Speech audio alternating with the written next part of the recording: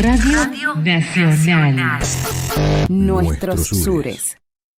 Bueno, muchas gracias por llamarme, por invitarme. Estoy muy agradecido. Bueno, un placer poder charlar con vos un poquito de esto que me parece interesante ya para empezar el título. Diálogos en el tiempo. ¿Cómo dialogan estos grabados y pinturas de hace miles de años con nuestra actualidad, con nosotros? Sí, claro, pero no solamente con nosotros, sino también con ellos mismos también mirando para atrás. Es decir, yo lo que me fascinó tremendamente es, por ejemplo, en Cueva de las Manos tenés muros, tenés una pared donde alguien hace 9.600 años grabó unas manos, por ejemplo, ¿no? Hablando de manos.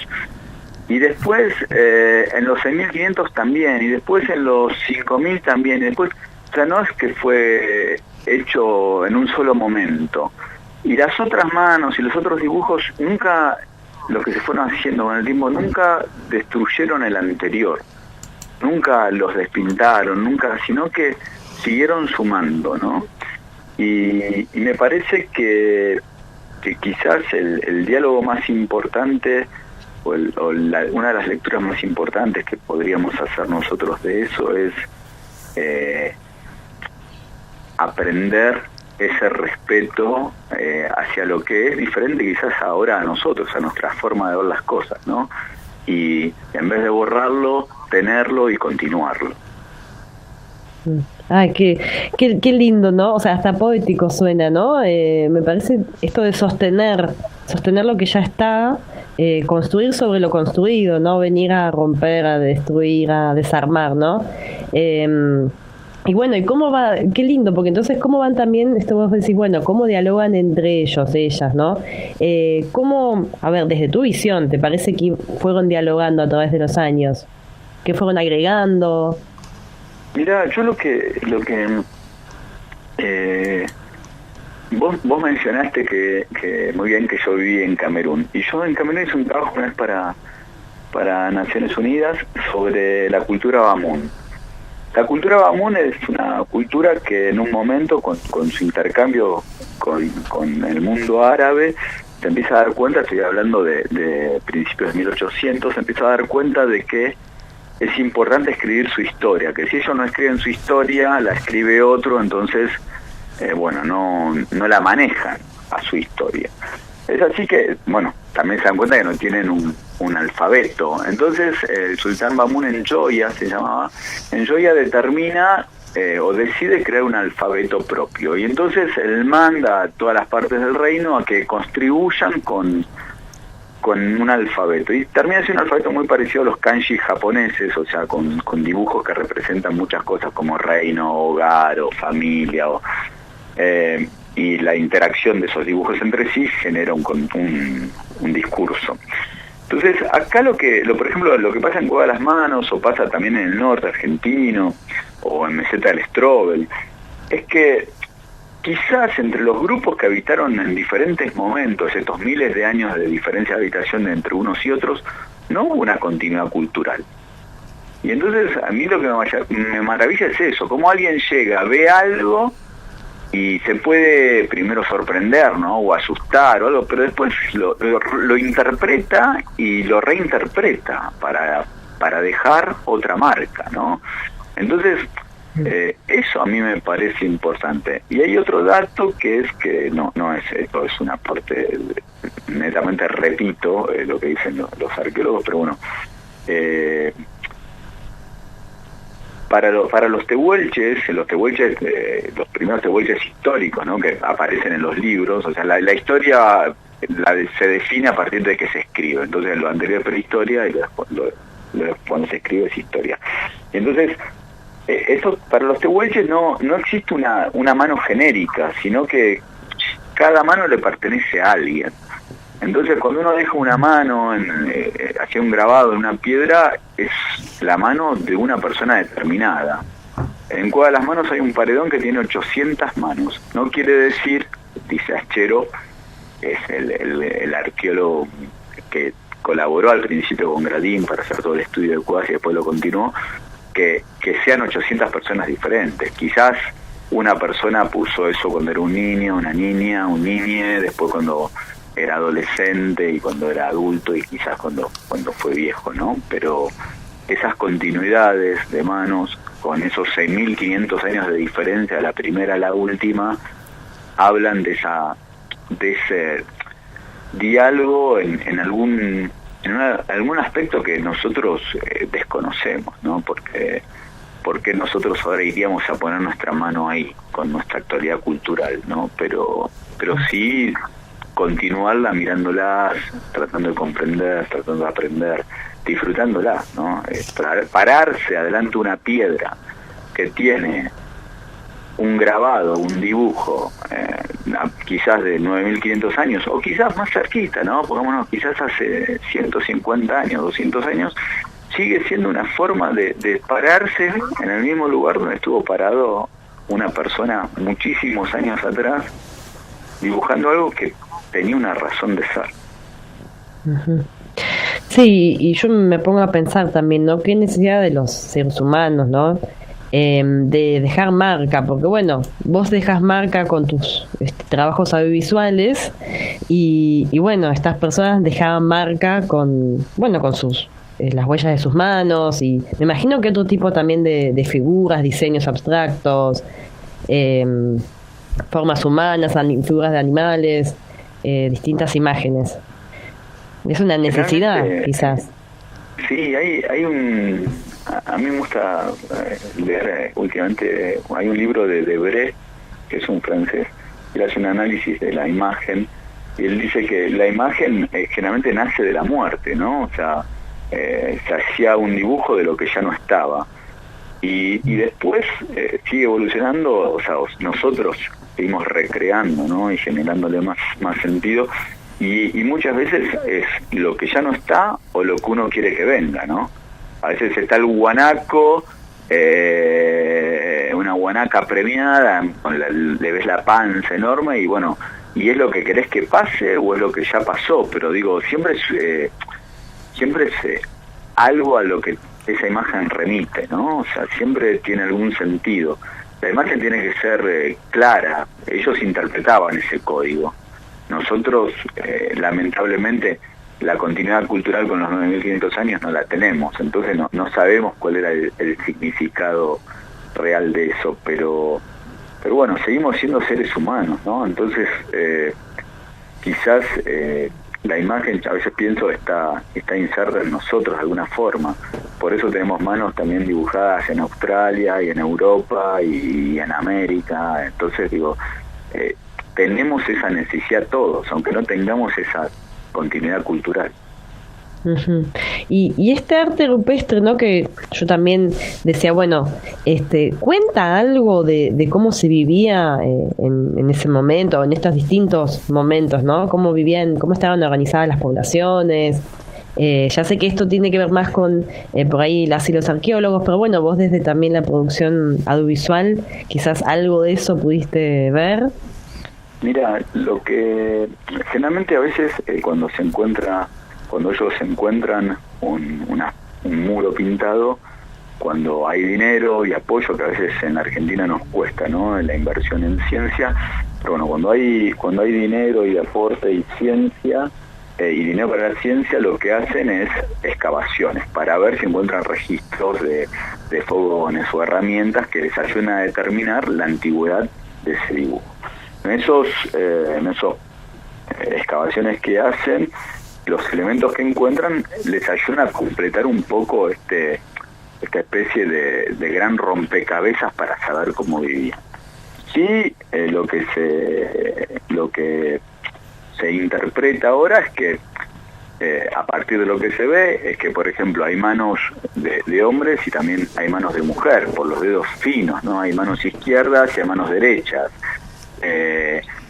Y la proporción de manos derechas e izquierdas tiene mucho que ver también con la misma proporción que ahora existe en el mundo actual de gente que es derecha e izquierda, ¿no? O sea, muy loco eso. Yo, lo que dice Gradín, que fue la persona que más divulgación hizo de toda la parte de las manos, del sur argentino, del arte rupestre. Él tiene una frase en un libro que si no lo leyeron se los recomiendo a todos, que se llama Recuerdos del río Pinturas. Y él dice que él imagina, a partir del arte rupestre que vea y lo que encontró, que eran sociedades más solidarias con ellas mismas, ¿no? El grupo de gente era muy reducido. Hay estudios europeos sobre la cantidad de personas que podían habitar sin poner cosas en la tierra. Acordate que eran poblaciones que eran nómades, que cazaban y recolectaban cosas, no sembraban, no criaban ganado. Entonces hay un límite de cosas que hay en la tierra para que ellos vivan, que determina qué número pueden ser. Entonces, para espacios tan grandes como la Patagonia Argentina, por el tipo de tierra que hay, se calculan muy pocos habitantes. Estamos hablando muy escasos, menos de 10.000 habitantes. Entonces, eso hace que la solidaridad entre ellos tenga que ser importante, ¿no? Hay un sitio muy lindo en Strobel. Strobel dicen que todos los grabados que se ven desde la Patagonia hasta el sur también están representados en algún lugar del Strobel, porque es un lugar de intercambio, ¿no? Más o menos de los 5.000 años antes del presente hasta para esta fecha, ¿no? Acercándonos hacia nosotros. Entonces esa movilidad que tenían también, ¿no? De quizás alguien partía por alguna necesidad o para ir a buscar la piedra con la que hacían sus herramientas o para necesidad de ir a conformar otro grupo, con esa partida o intercambio de personas en los grupos también iba una parte importante de la cultura del grupo, que se sumaba a la cultura del otro grupo, ¿no? Entonces, lo que se sabe un poco de lo que ellos saben, los arqueólogos, es eso, ¿no? Es muy difícil después tener otro tipo de comprensión, quizás, ¿no? O sea, digo, a veces a veces es difícil también trasladar nuestros mambos actuales y nuestras preocupaciones actuales y nuestras búsquedas actuales a hace 5.000 años o hace 9.000 años, ¿no? Quizás ni siquiera eran pensables, ¿no? Y quizás los problemas que nosotros ahora tratamos de solucionar, quizás hace 5.000 años no existían. No, bueno, por lo que decís, digamos, hay una evolución, más que evolución, ¿no? O sea, está bueno saber de dónde venimos, de bueno, poblaciones más solidarias. Me parece que es un buen mensaje, ¿no? Y qué interesante, bueno, además de todo lo que decís, me parece también interesante contar que la mayoría de estos sitios arqueológicos no fueron filmados, ¿no? Así que vos sos el que ahí fue a poner esa primera imagen. Bueno, la verdad que un afortunado. Nosotros, el Ministerio de Cultura tiene un instituto adentro que se llama INAPL, Instituto Nacional de Arqueología y Pensamiento Latinoamericano.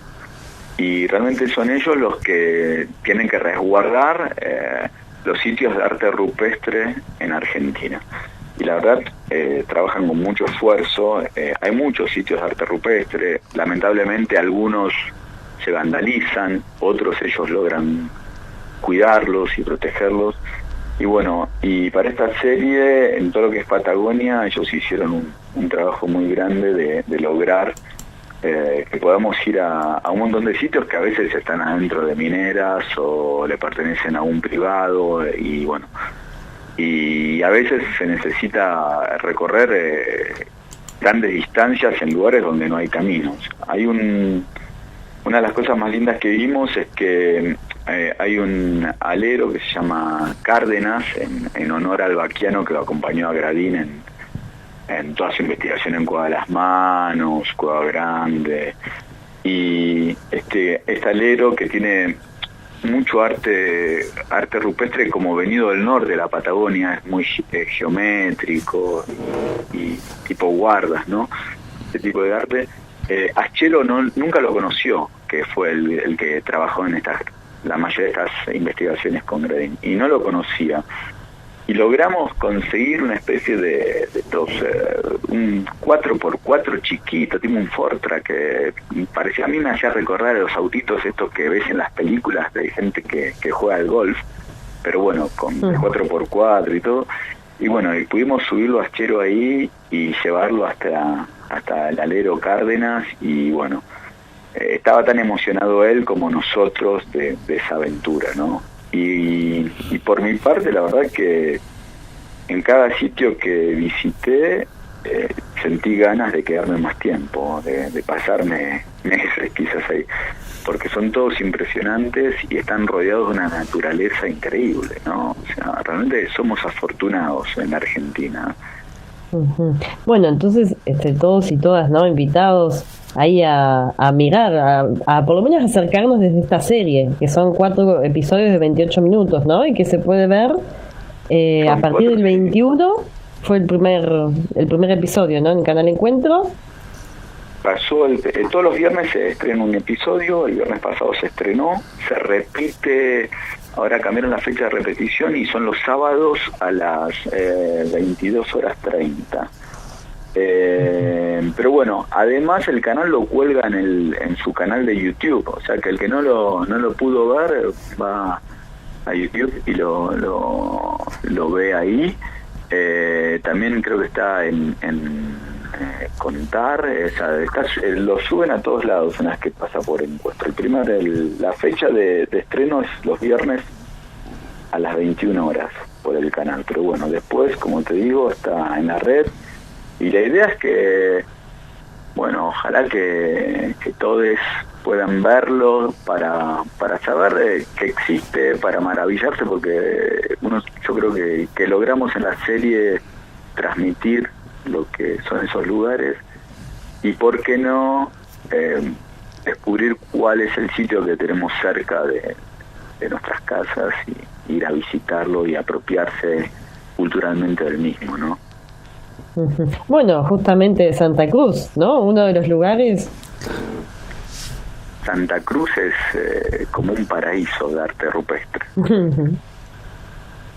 Bueno, hay entonces muchísimos y muchísimas oyentas para ir a ver los distintos lugares que hay en Santa Cruz. Santa Cruz, Chubut tiene un montón también, muy interesantes. Nosotros hicimos de Santa Cruz, pero en Chubut hay sitios muy, muy lindos. Río Negro también los tiene. No quiero mentirte, pero creo que Tierra del Fuego también. Yo Tierra del Fuego conozco muy poquito. Pero vale la pena, sinceramente. A veces, viste, nuestras distancias son grandes en la Patagonia, pero a veces a 100, 200 kilómetros de donde estamos hay un lugar que vale la pena la movilización y verlo y descubrirlo, porque uno siente algo, ¿no? O sea, estar parado en ese mismo lugar, como te decía, que se paró alguien hace muchísimos años y hizo un dibujo o hizo un grabado, te transmite algo. Ujú. Tremendo, la verdad, tremendo. Vamos a cada una, ¿no? Le debe transmitir algo distinto, así que veremos qué nos pasa, ¿no? Cuando estemos frente a eso. Bueno, sí, es eso. hay que descubrirlo. Y bueno, por lo Así es. pronto, como decías, ojalá que puedan ver la serie y disfrutarla también. Totalmente. Bueno, diálogos en el tiempo. Matías, te agradecemos muchísimo esta comunicación y bueno, siempre invitado acá a nuestros subes a seguir charlando de estas cosas que me parece que son tan importantes, ¿no? Te agradezco un montón. La verdad que parece ser un espacio súper lindo y agradable.